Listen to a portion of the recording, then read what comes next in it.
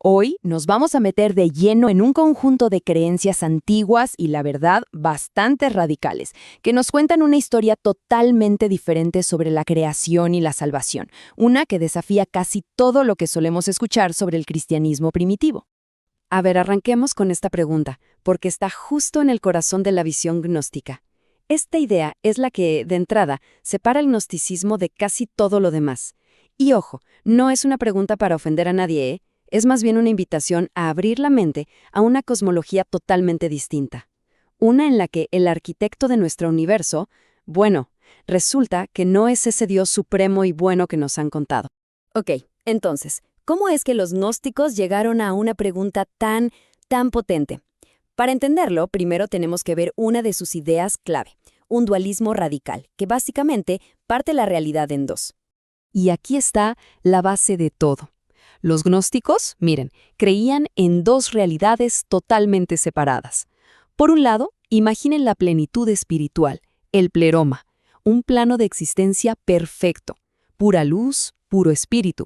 Y por el otro, por el otro lado está nuestro mundo, el mundo material, que para ellos era como una copia mal hecha, una imitación fallida, peor aún, casi una prisión para el espíritu. Y esto de la separación es clave, ¿eh? Piensen en esto. A diferencia del Dios del Génesis que crea el mundo, el verdadero, llamémosle progenitor gnóstico, es tan, pero tan trascendente que es totalmente ajeno a nuestra realidad material. O sea, no es que moldeó el mundo con sus manos. No, está en otra dimensión, en un plano completamente distinto. Ok, entonces la pregunta es obvia. Si el Dios verdadero no creó el mundo, pues ¿quién fue? Y aquí es donde la historia se pone interesante, porque entra en escena digamos, el villano del mito gnóstico. Resulta que el creador de nuestro mundo, conocido en muchos textos como Yaldabaoth, no es para nada una figura buena y poderosa. No, es más bien una entidad menor, un ser que nació literalmente de un error, de una especie de accidente cósmico del reino superior. Y su característica principal no es que lo sabe todo, para nada. Es todo lo contrario. Su rasgo principal es la ignorancia. Él ni siquiera sabe que hay algo o alguien por encima de él. Y para que vean el nivel de su ignorancia, en un texto antiguo llamado La realidad de los gobernantes, Yaldabaoth suelta esta frase, así, con total arrogancia. Yo soy Dios, no hay nadie aparte de mí. Pero claro, desde el punto de vista gnóstico, esto no es una declaración de poder, sino la prueba máxima de su ceguera espiritual. No sabe lo que no sabe. Pero la cosa no se queda ahí. La respuesta desde arriba no tarda en llegar. Desde la plenitud, una voz divina lo corrige de una forma, espectacular. Le dice, te equivocas, Samael, que es Dios de los ciegos. ¡Wow! Lo llama por otro nombre, Samael, para dejar bien clara su verdadera naturaleza. Este momento es un punto de quiebre, porque revela que el creador de nuestro mundo no es el Dios supremo, sino un ser limitado. O sea, el nombre mismo ya te lo dice todo. Samael, en arameo, significa literalmente Dios ciego, así de claro. Para los gnósticos, la lógica era simple. Si nuestro creador actúa desde la ignorancia, entonces su creación, o sea, nuestro mundo, tiene que ser por fuerza defectuosa. Y claro, toda esta historia de un Dios ciego y un mundo fallido tiene consecuencias directas para nosotros, para la humanidad. Porque, a ver, si el mundo es una especie de prisión, ¿qué somos nosotros dentro de ella? Bueno, pues según los mitos gnósticos, los gobernantes de este mundo material, a los que llamaban arcontes, vieron un reflejo de esa luz divina de la plenitud y la desearon, se obsesionaron con ella. Así que, ¿qué hicieron? Crearon el cuerpo humano, pero no como un templo, para nada. Lo diseñaron como una jaula, como una trampa, con el único propósito de encerrar esa chispa de luz divina.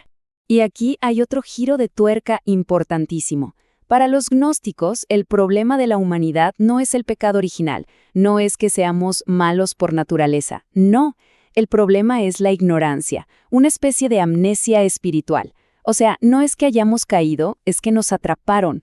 Nuestro verdadero ser, nuestra esencia, es una chispa de ese Dios supremo, pero lo hemos olvidado. Hemos olvidado de dónde venimos. Bien, si el problema es la ignorancia, la amnesia, entonces la solución no puede ser la fe ciega o un sacrificio. La solución tiene que ser el conocimiento.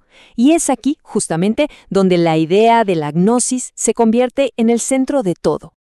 Pero ojo, cuando hablamos de gnosis, no estamos hablando de conocimiento de libros, de estudiar mucho. No, es algo más profundo. Es un despertar interior. Una revelación, un ajá, tan potente que lo cambia todo. Es ese momento exacto en que el espíritu atrapado por fin recuerda de dónde viene, recuerda su origen divino. Y esa realización, ese saber con el alma, eso no es solo el camino a la salvación. Para ellos era la salvación misma. Y claro, con esta visión, la figura de Jesús cambia por completo. Aquí no es un redentor que viene a morir por los pecados. No, aquí es un mensajero, un guía espiritual que viene del reino de la luz. Su misión, una sola, traer la gnosis, esas enseñanzas secretas para despertar esa chispa divina que todos llevamos dentro. De hecho, fíjense qué impactante. Algunos textos gnósticos llegan a decir que la parte divina, el Cristo, abandonó el cuerpo humano de Jesús justo antes de la crucifixión. ¿Por qué? Porque para ellos, el espíritu puro, el espíritu verdadero, simplemente no puede sufrir ni morir. Ahora, es probable que todo esto suene muy extraño, muy diferente a lo que hemos escuchado siempre. Y hay una muy buena razón para eso. Esta visión del mundo, tan fascinante, estuvo prácticamente desaparecida por siglos.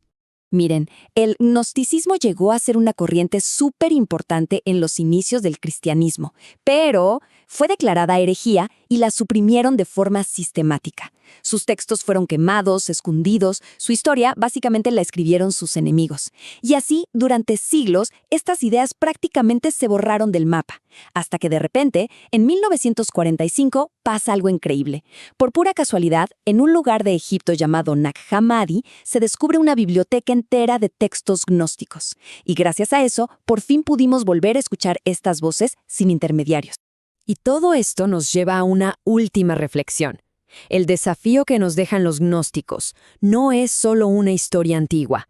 Es, en el fondo, una pregunta existencial. Si jugamos con la idea, si aceptamos por un momento que nuestra esencia es divina y que estamos como dormidos en un mundo que no es lo que parece, entonces la pregunta más importante deja de ser ¿en qué debo creer? Y se convierte en ¿cómo hago para despertar?